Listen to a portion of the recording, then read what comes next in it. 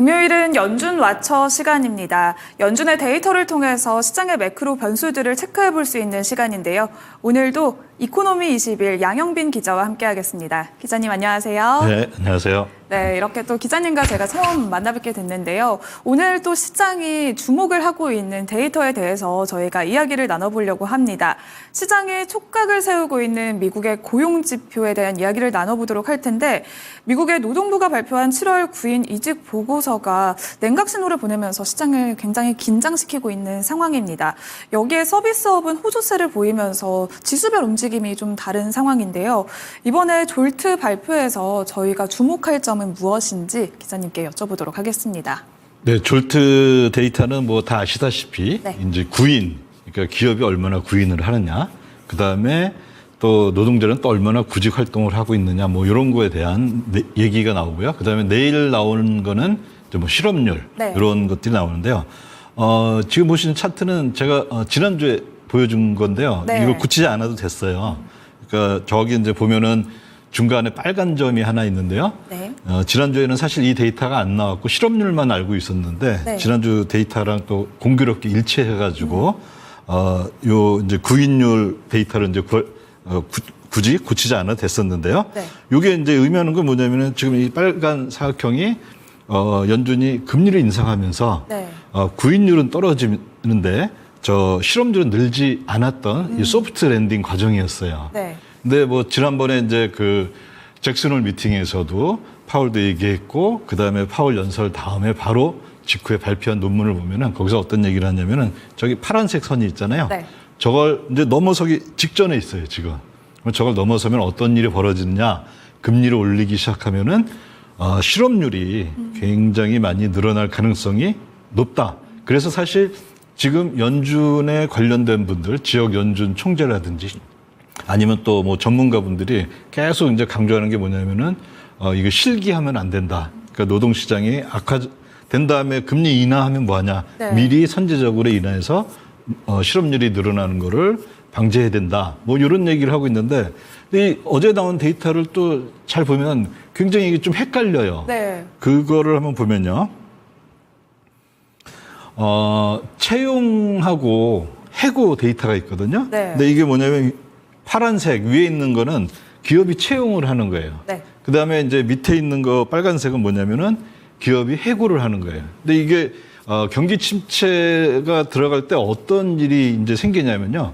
보통 채용을 먼저 줄입니다. 네. 그러다가 도저히 못 살겠다 하면은 기업주가 사장님들이 해고를 하기 시작해요. 맞아요. 그래서 채용이 먼저 줄어들고 그 다음에 경기 침체가 되면은 해고가 뒤따라서 늘어나는 네. 그런 모습을 보이고 있거든요. 저기 이제 보면은 회색 기둥이 네. 그 경기 침체인데 보면은 해고가 좀 늦게 올라가고 있는 걸 볼 수가 있는데 네. 지금 이제 상황에서 보면은 채용이 지금 계속 줄고 있죠. 파란색이. 네. 근데 해고는 여전히 이게 뭐 앞으로 올라갈 수도 있지만 여전히 이 기존의 추세를 유지하고 수평적으로 있는데 네. 이게 왜 헷갈리냐면은 지금 역대 최저 수준이에요. 이게 해고가. 네. 그 얘기 뭐냐면 노동시장이 이거 도대체 이거 약한 거야, 강한 거야. 그쵸. 굉장히 좀 네. 헷갈리는 그런 모습을 보여주고 있습니다. 네, 이렇게 또 그래프를 통해서 저희가 확인할 수 있듯이 노동시장이 뜨거운 것인지 식은 것인지 저희도 조금은 혼란스러운 지금인 것 같습니다. 오늘 밤 또 발표될 실업률과 경기 전망에 관련해서 저희가 주의 깊게 봐야 될 포인트들도 한번 기자님과 짚어보도록 할게요. 네. 보통 이제 경기 침체 하면은 최근에 이제 유명해진 그것 중에 하나가 쌈 룰이라고 네. 쌈이라는 미국의 여성 경제학자 분이 이제 그 연준에서 일할 때 네. 과거 데이터를 보고서 경험적으로 이런 일이 생기면은 경기 침체가 있어 왔다라고 말하는 거고요. 그리고 또 이거는 이제 뭐 경험적인 규칙이라 이게 어떤 반드시 그렇게 된다 그런 건 없잖아요. 사실 네. 경제에서는. 그런데 좀 신경 쓰이는 거거든요. 그 룰은 뭐냐면은 저게 이제 빨간색 수평선, 저게 0.5 선인데요. 네. 저걸 넘어서면은 저게 이제 실업률의 그 평균값하고 최저 실업률 차이를 나타내는 건데 저걸 넘어서면 보통 과거에 거의 100%로 경기 침체가 있었다는데 네. 지금 살짝 넘었어요. 0.53인데요. 네. 그럼 내일 보는 실업률이 만약에 4.0이면은 네. 지금 이제 지난번이 4.3%였잖아요. 네. 내일이 만약에 4.0이면은 현재 0.53을 유지하고요. 0.53 밑으로 가려면은 실업률이 3.9% 이하로 나와야지 0.5 밑으로 가요. 그러니까 이제 그런 이제 현재 상황이 이제 처해져 있고요. 네. 그다음에 이제 또 쌈룰은 약간 비관적인데 지역 연준별로 네.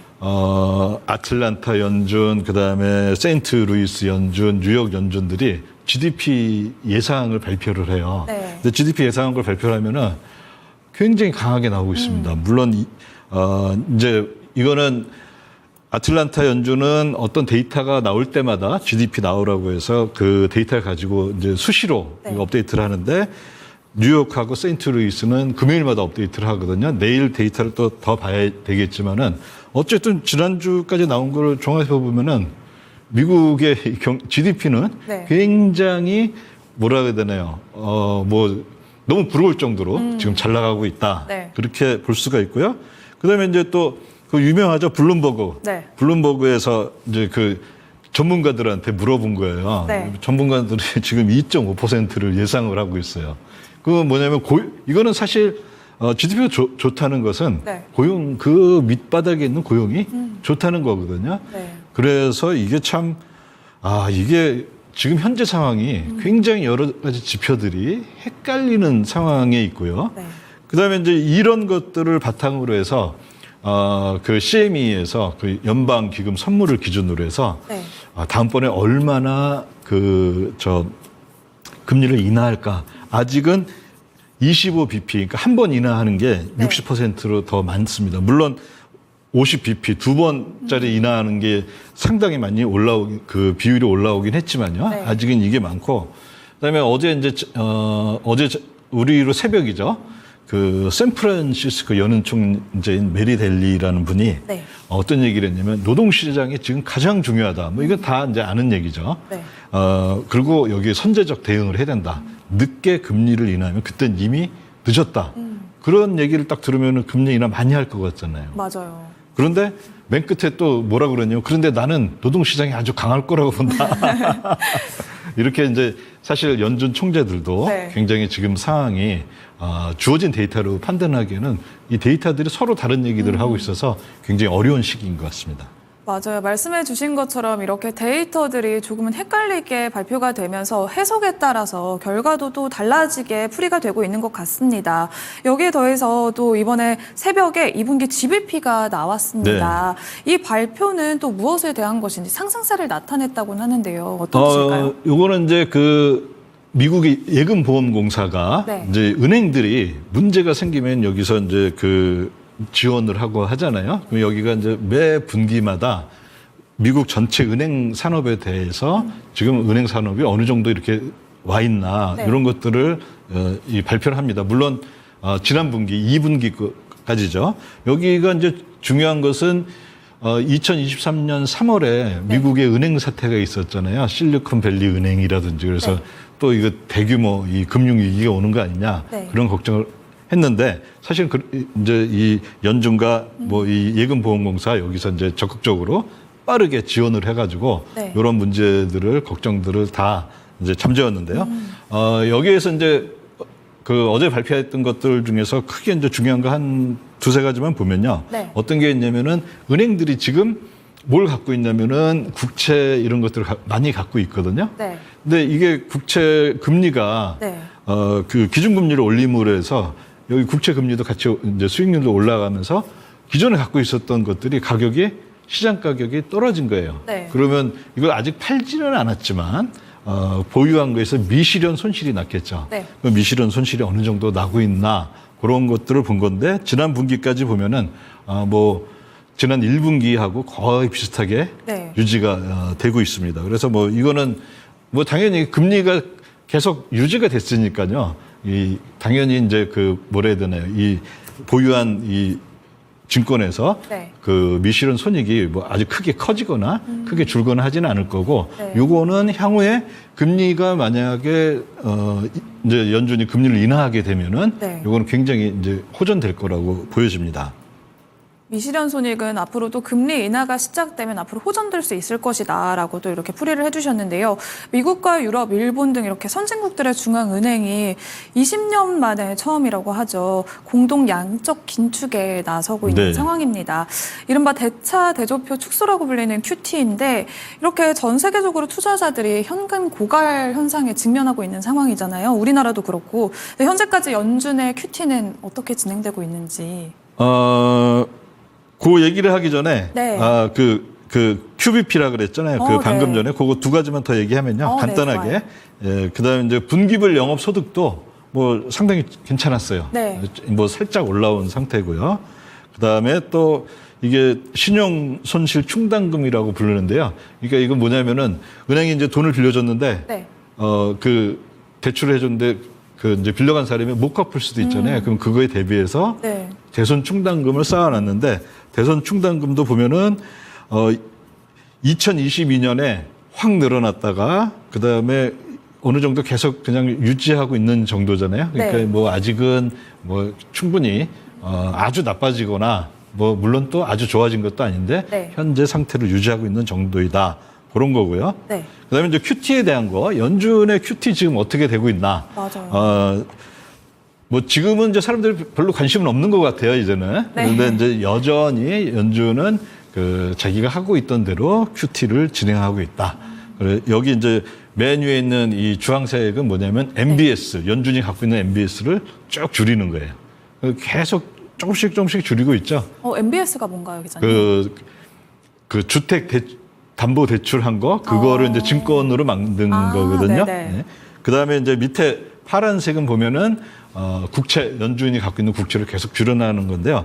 저기 보면은 2024년 6월 기준으로 해서 그래프가 이렇게 쭉 내려오다가 기울기가 살짝 완만해지죠. 네. 그 전에는 한 달에 600억 달러씩 했다가 6월부터 250억 달러로 그 줄이는 거를 줄였어요. 네. 그래서 이제 이게 많이 줄였네요. 예, 완만하게 되고 있고 현재까지 그러니까 연준이 QT를 시작한 지 연준이 갖고 있었던 것 중에서 1.82조 달러를 현재까지 줄였습니다. 그런 상태에 있고요. 네. 그다음에 요거를 이제 또 저걸로 본다면은 매달 어느 정도 하고 있느냐 이렇게 보면요. 위에 이제 빨간색 직선은 뭐냐면은 매달 국채를 얼만큼 줄일 거냐 네. 이렇게 돼 있어요. 그래서 매달 600억 달러를 목표로 해서 목표가 거의 다 잘 채워지고 있죠. 네. 그다음에 올해 6월에 확 줄어서 밑으로 가 있잖아요. 네. 그러니까 250억 달러씩 하고 있는데 지난 8월 걸 보니까 아주 뭐 정확하게 250억 달러 딱 줄였고요.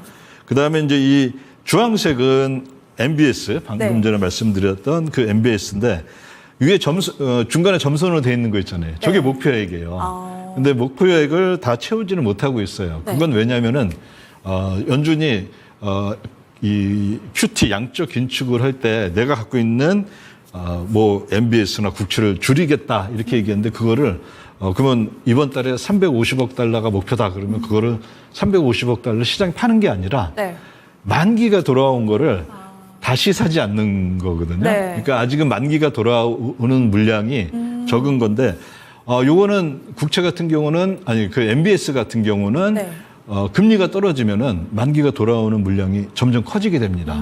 그러면 요거는 아마 350억 달러 이상도 갈 수가 있고 그런 날이 아마 올 수도 있을 거라고 생각을 해봅니다. 뭐 이렇게 또 만기가 도달하는 것도 금리 인하가 시작되면 더욱더 빨라지고 많아질 수 있다라고 말씀을 해주셨는데 마지막 또 저희가 PPT까지 한번 보도록 할까요? 네. 요건 뭐냐면은 이제 뭐 많은 분들이 이제 계속 그 초창기에 그러니까 2023년 3월에 그 은행들 위기, 실리콘밸리 은행이라든지 뭐 이런 은행들이 위기가 있었을 때 연준이 급격하게 유동성 지원을 해줬어요. 네. 그래서 어떤 것들을 해줬냐면은 보통 이제 은행들이 어려워지면은 여기저기서 이제 돈을 꿉니다. 그러다가 안 되고 하면은 가장 마지막에 가는 데가 어디냐면은 네. 연준한테 가서 나 돈 좀 빌려주세요 하는 거거든요. 네. 그게 이제 전통적인 게 뭐냐면은 저 빨간색으로 표시되어 있는 재할인 창구라는 거예요. 2023년 3월에 그러니까 은행 위기 터졌을 때 굉장히 많이 빌렸죠. 네. 이게 어느 정도 빌린 거냐면요. 그때 이제 새로 등장한 게 BTFP라는 또 새로운 것까지. 네. 근데 뭐 두 개 성격은 같은데, 저 금리 차이 정도, 금리가 차이 난다 이 정도 보시면 될 것 같은데요. 네. 어느 정도까지 빌렸었냐면 무려 1,600억 달러까지 3월에 이게 금액이 뛰었어요. 네.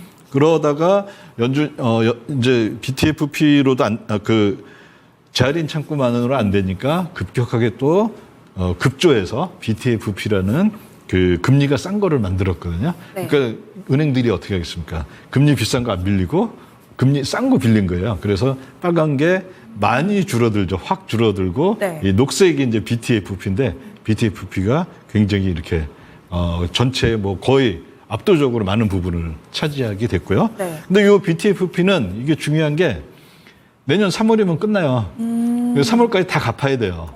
근데 현재 그래서 보면은 이 잔액이 대략 한 1,000억 달러 정도 남아 있습니다.